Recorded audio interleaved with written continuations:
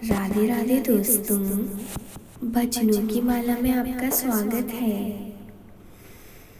मुनि श्रेष्ठ शौनक ने श्री सूत जी से पूछा, हे महाभाग महामते, हे व्यास शिष्य सूत जी, आपके मुख से हमने अनेक आख्यान सुनकर आनंद प्राप्त किया है, किंतु फिर भी हमारे कानों की प्यास अभी बुझी नहीं और अधिक सुनने की इच्छा है।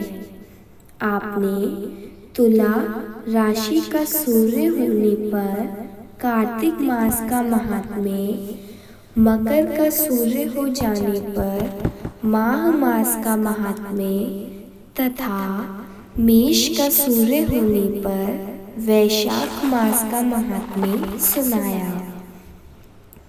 इन गासों के जो गुण धर्म हैं उनको भी आपने समझाया। अब इन मासों से भी उत्तम आपके अनुसार यदि कोई महिला परमपिता परमेश्वर को सदैव धर्म प्रिय हो तो उसे भी विस्तार पूर्वक कहें। हमारे मन में उसको सुनने की तीव्र लालसा है। यह सुनकर सूत जी ने बड़े प्रेम पूर्ण शब्दों से कहा, आप सब मुनिगण ध्यान पूर्वक सुने। मुझे आपको सुनाने में आनंद प्राप्त होता है। आप सर्वगुण संपन्न हैं, अर्थात अच्छे श्रोता के जो 12 गुण बताए गए हैं, यथा दंभ रहित, आस्तिक बुद्धि, शाठता रहित, परमात्मा में अटूट भक्ति, भगवत चर्चा सुनने की तीव्र इच्छा, नम्रता, ब्राह्मण भक्त, सुशील स्वभाव, धैर्य युक्त, पवित्र, तपस्वी तथा दोषारोपण रहित होना, वे सभी गुण आप लोगों में हैं। इससे मैं प्रसन्न होकर आपसे तत्व की बात करता हूँ।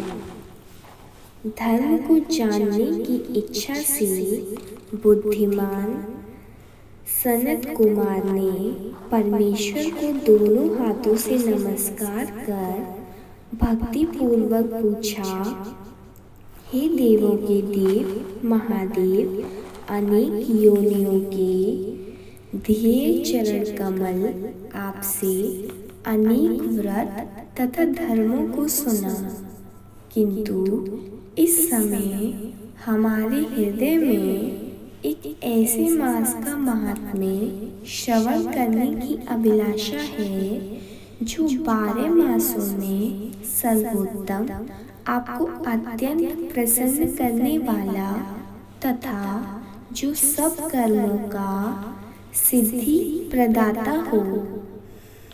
हे देव, जिस मास में कर्मों के करने से ही अनंत फल की प्राप्ति होती हो, संसार के कल्याण के लिए ऐसे मास के सभी धर्मों का वर्णन समझाकर करें।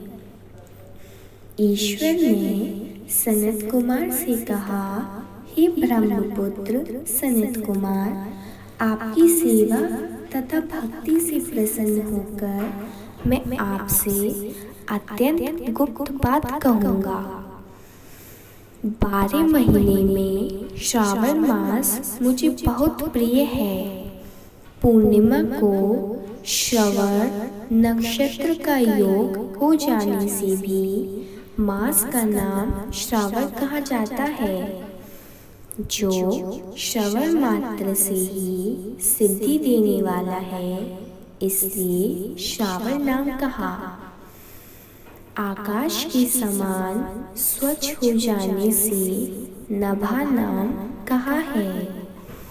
उस मास की धर्मों की गणना करने के लिए भूमि पर कौन समर्थ हो सकता है, जिसके संपूर्ण फलों को कहने के लिए ब्रह्मा जी हुए और जिस श्रावण मास के महात्म्य को देखने के लिए इंद्र हुए और जिसके फल को कहने के लिए भगवान अनंत ने 2 सहस्त्र जीवा धारण की। हे मुनि, दूसरे मास की इस मास की एक कला को भी प्राप्त नहीं कर सकते। संपूर्ण श्रावण मास धर्म रूप और व्रत रूप है। इस मास में कोई भी दिन व्रत शून्य नहीं देखा गया। यहाँ पर मैं जो कुछ कहता हूँ वह अर्थवाद नहीं है। अतः जिज्ञासु भक्त, दुखी, बुभुक्षु और अर्थी इन चारों जनों द्वारा अपनी अपनी अभिष्ट सिद्धि हेतु यह मास सेवन योग्य है। सनत कुमार बोले, हे ईश्वर, आपने अभी कहा है कि इस मास में कोई भी दिन व्रत शून्य नहीं है।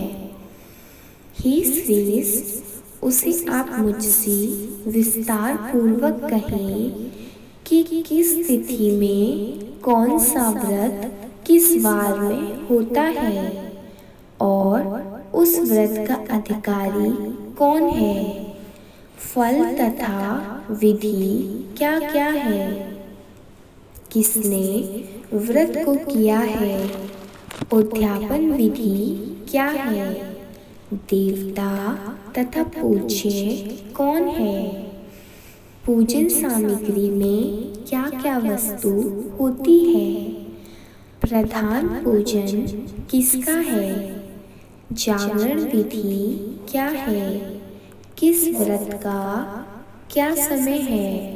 हे प्रभु, वह सब आप मुझसे कृपा करके कहें। आपको श्रवण मास कैसे प्रिय हुआ, इसे पवित्र किस कारण से कहा गया, इस मास में कौन अवतार उत्तम माना गया, इस मास में कौन सा अनुष्ठान करने योग्य समझा गया है। हे प्रभु, हे दयालु, आप यह सब प्राणियों के उद्धार मुझसे कहें। रविवार, सोमवार, मंगलवार, बुधवार, बृहस्पतिवार, शुक्रवार तथा शनिवार को जो व्रत आदि किए जाते हैं वह कृपा कर मुझसे कहें। आप सबके आदि कारण हैं, अतः आदि देव भी कहे जाते हैं। अन्य देवता आपसे छोटे होने के कारण आप महादेव कहे जाते हैं।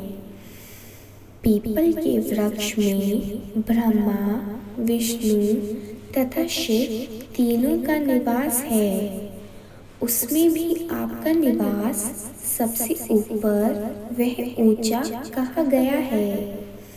आप कल्याण रूप से शिव माने जाते हैं। पाप नाशक होने से आप हार मान गए हैं। आदिदेव होने से आप श्वेतवर्ण हैं। शुक्ल वर्ण में विकार करने से अन्य वर्ण होते हैं। उनमें कपूर वर्ण के समान गौर वर्ण होने से आप आदिदेव हैं। पहले गणेश जी का अधिष्ठान रूप 4 दल का मूलधार नामक का चक्र है। उसके ऊपर 6 दल का ब्रह्मा जी का अधिष्ठान नामक का दूसरा चक्र है और उसके ऊपर 10 दल वाला भगवान विष्णु का मणिपुर नामक तीसरा चक्र है। फिर हृदय में अधिष्ठान रूप 12 दल का अनाहत नाम का चौथा चक्र है। सबके हृदय में होने वाले उस चक्र में आपकी स्थिति कही जाती है। ब्रह्मा जी तथा भगवान विष्णु के ऊपर आपका निवास होने से आपको मुख्यतः कहा गया है। केवल आपकी पूजन मात्र से पंचायतन का अर्चन हो जाता है। यह सब अन्य देवताओं में नहीं है, स्वयं आप शिव हैं। आपके वाम भाग में पार्वती का निवास है। गणपति का दक्षिण भाग में सूर्य का नेत्र में और भगवान हरि का हृदय में निवास है। अन्न को ब्रह्म में कहा गया है। भगवान हरि जल रूप कहे जाते हैं। हे ईशान, जब आप उस अन्न और जल को भोग करने वाले हैं तो आपकी प्रवीणता में किसी को भी संदेह नहीं हो सकता। आपका शमशान पर्वत में निवास सब प्राणियों को विकृत की शिक्षा प्रदान कर रहा है। आपका बोधक मंत्र है उत्तमृतस् सुयेशं। संसार को विनाश करने वाला हलाहल विष अपने कंठ में आपने ही ग्रहण किया था। महाप्रलय के लिए कालागिन को अपने मस्तक में धारण करने में आप ही समर्थ हैं। विश्व स्वरूप कामांध कुएं में गिरने के कारण कामदेव का वध आपने ही किया था। आप ऐसे महान महत्वशाली हैं कि आपके यश का वर्णन करना आसान बात नहीं है, बल्कि मैं आपकी स्तुति के लिए यदि करोड़ों बार जन्म लेकर भी आपकी स्तुति का वर्णन करना चाहूँ तो भी मैं समर्थ नहीं हो सकता। हे दयामय, मेरे प्रश्नों का उत्तर देने की कृपा करें।